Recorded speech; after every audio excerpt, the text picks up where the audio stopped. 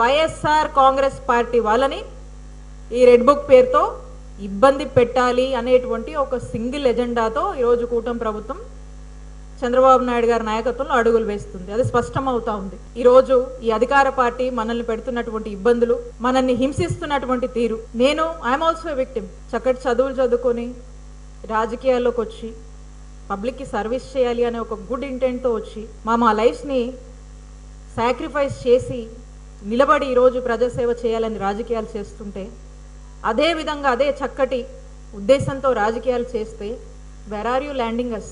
ఈరోజు రాజకీయాలు చేస్తున్నటువంటి వాళ్ళు ఈరోజు ఉన్నటువంటి విధానాలు చూస్తుంటే ఎక్కడ పోతుంది రాజకీయం, ఏమవుతుంది ఈ ప్రజాస్వామ్యం అని అడగాలనిపిస్తాం. మళ్ళా ఒక మంచి ప్రజలకు ఇంకా మరింత మేలు చేసేటువంటి ఒక నాయకత్వాన్ని ప్రజలు కోరుకుంటున్నారు. మళ్ళా జగన్మోహన్ రెడ్డి గారిని ఈ ఫైట్ అనేది, ఈ సపోర్ట్ అనేది, ఈ పోరాటం అనేది మన నాయకుడు జగన్మోహన్ రెడ్డి గారిని నిలబెడుతుంది. ఆయనని ముఖ్యమంత్రిని చేసేదాకా కూడా మనం పోరాడతాము.